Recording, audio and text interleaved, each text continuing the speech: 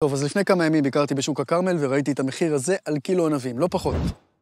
זה לא רק הענבים כמובן, וזה גם לא רק בכרמל, אלו היו מחירים כמעט בכל מקום. העליתי פוסט וכמובן הרבה אנשים הגיבו בעצבים ובצדק. אנחנו חיים באחת המדינות היקרות בעולם המערבי. אבל מה שקרה בעקבות הפוסט הצליח להפוך אפילו אותי. איתן, חבר שחי במילאנו לא מעט שנים, רואה את הפוסט שלי ושולח לי את התמונה הבאה. קילו ענבים בסופרמרקט במילאנו באותו היום, 2 יורו.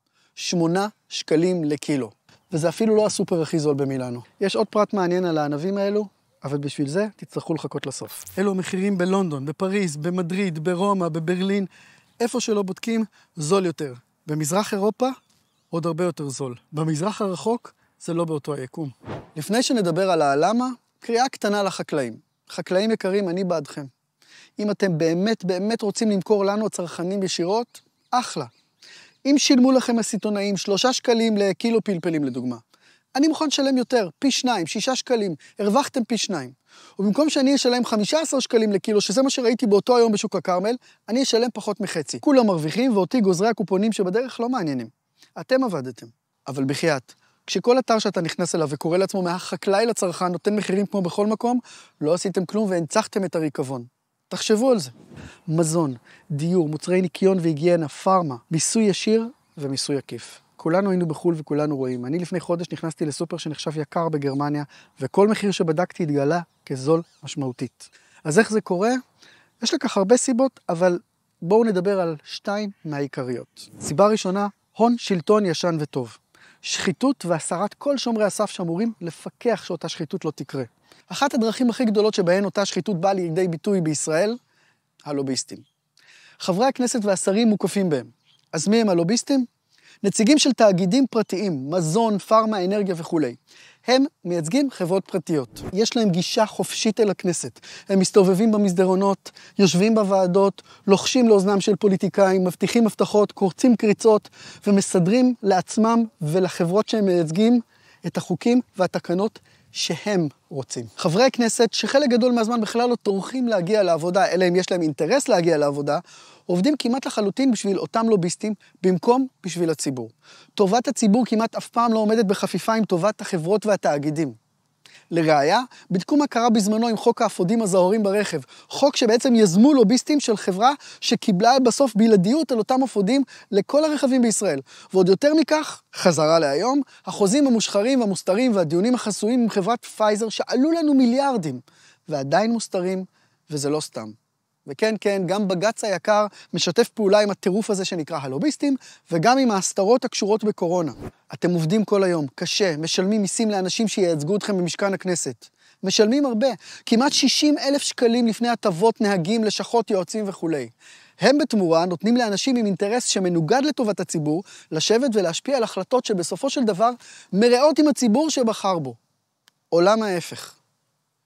אנחנו משלמים לאנשים שבתמורה דופקים אותנו. והם, אין אפילו חוק שאומר שהם חייבים להגיע לעבודה. אתם הייתם יכולים להבריז מתי שבא לכם מהעבודה? הסיבה השנייה היא שמישהו צריך לממן את כל הטירוף הזה. את כל הפנסיות הצבאיות, הטילים, עסקאות הנשק, מכרזים תפורים מראש, שחיתויות ושוחד בחירות במדינה שמתנהלת כמו עולם שלישי. כספים עפים פה על ימין ועל שמאל ללא פיקוח, החלטות מטורללות שעולות מיליארדים שפשוט נעלמים ואין אף אחד שבודק להיכן. וכך נוצר מצב שחברת החשמל, שהיא מונופול לכל דבר, יכולה להעלות את המחירים ב8% ו10% כל כמה חודשים, למרות שהחברה הרוויחה מיליארדים בשנה שעברה. למה חברה כזאת צריכה להרוויח מיליארדים? זאת גם הסיבה שתאגידי המים לא מפסיקים להעלות את המחיר של מה שהיה פעם מוצר בסיסי שעלה שקלים בודדים. לכו תבדקו את חשבון המים היום, טירוף. הפרטה לא אמורה להוזיל ולייעל את השירות? משלמים יותר ויותר כל חודש על ארנונה, אגרה שנתית לרכב בגובה שאין לו אח ורע בעולם. אותו הרכב שעולה פי 2 בישראל מאשר באירופה. והנה עכשיו קפצו מחירי ביטוח הרכב בעשרות אחוזים, בבת אחת, אצל כולם. למה? כי הם יכולים ועל השתיקה שלנו הם סומכים. זאת הסיבה שכל גיחה לסופרמרקט עושה לנו בור בכיס. סל הקניות רק עולה ועולה, כשבכל העולם הוא יורד. שלא יספרו לכם מעשיות, זו לא אוקראינה ולא בטיח. זאת שחיתות. זאת הסיבה שכל יציאה לבית קפה או מסעדה עם המשפחה יכולים להסתיים במאות שקלים לפעמים. זה לא היה ככה. פעם היית יוצא למסעדה ונשאר בחיים. נסו היום ללכת כל המשפחה לאכול. כל כוס קפה בירושלים עולה כמו 3 כוסות בברצלונה או ליסבון. ורוב הזמן זו גם לא אשמת בעלי העסק. המדינה שוחטת אותם במיסים ועלויות. רוב הזמן. זאת הסיבה שכל בילוי וכל מלון וכל כניסה למוזיאון או פעילות בקיץ עם הילדים חונקים את הציבור. שייט בירקון בסירת פדלים חלודה עולה 140 שקלים לשעה. לפני חודש נכנסתי למוזיאון מדהים בין 5 קומות בעיר דיסלדורף בגרמניה, 36 שקלים. עלתה לי כניסה לאחד המקומות היפים והמושקעים שראיתי. על ילד בן 6 הם אפילו לא לקחו כסף. טירה בחבל הארדנים ללילה עולה 350 שקל לזוג. עורבה בפתח תקווה עולה יותר. כל השיטה בנויה כך ששכבה מאוד קטנה תתעשר, וכל שאר האנשים יעבדו כדי לקיים אותה. הדברים הכי בסיסיים שפעם היו נגישים לנו, אינם עוד. איך יכול להיות שפעם זוג שכירים היו יכולים לקנות דירה גם בלי ירושה? תחשבו על זה. הבנקים מרוויחים יותר ויותר ונותנים פחות ופחות. תראו כמה סניפים נסגרים וכמה כספומטים נעלמים. בפלוס לא מקבלים יותר מדי, במינוס. שם הם יודעים לקחת. מרגילים אותנו לחיות דרך אפליקציות שרק מספחות ומקשות, ואם אתה אדם זקן שלא יודע אולי לתפעל אפליקציות, לחפש.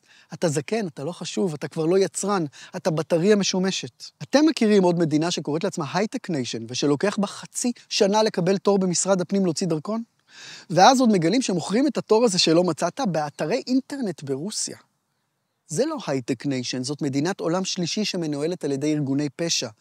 פעם היינו פשוט מגיעים בבוקר, לוקחים מספר, מחכים לתור שלנו, מוציאים דרכון וזהו.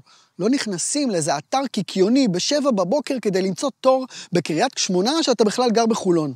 מה לעזאזל קורה פה?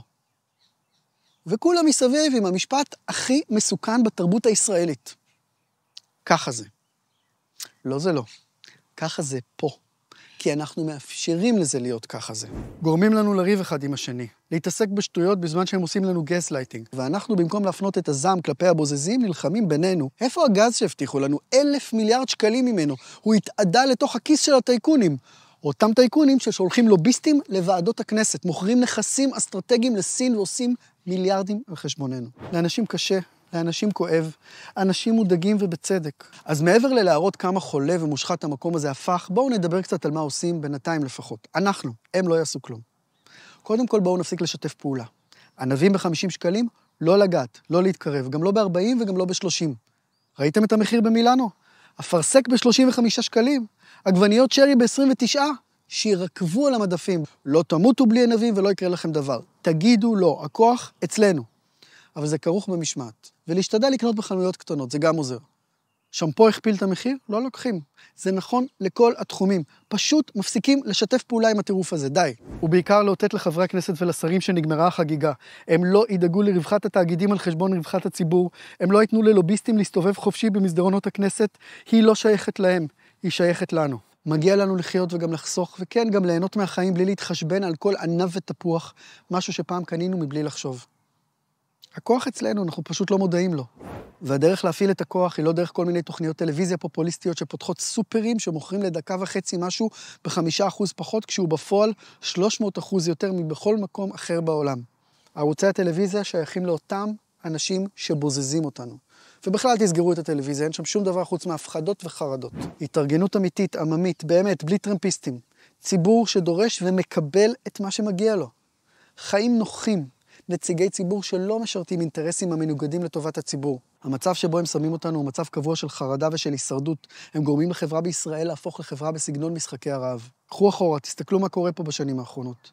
חברה רעבה שעוסקת בהישרדות היא חברה מתוסכלת שעוסקת בריבים על פירורים. הם סומכים על זה שנסתובב מודאגים, חרדים עם פרצוף באדמה. הם סומכים על זה שנחיה בתודעת טוב ככה זה, וכל הזמן לוקחים איתנו עוד ועוד ועוד, נותנים לנו פחות ופחות. הגיע הזמן להסתכל על זה בעיניים, לקיים את עצמנו בכבוד ובחמלה. ובואו נתחיל מלהפסיק לשתף פעולה עם המחירים האלו. ולסיום, רוצים לשמוע פרט מעניין על אותם ענבים במילאנו שעולים 8 שקלים לקילו? לכיש, תוצרת ישראל.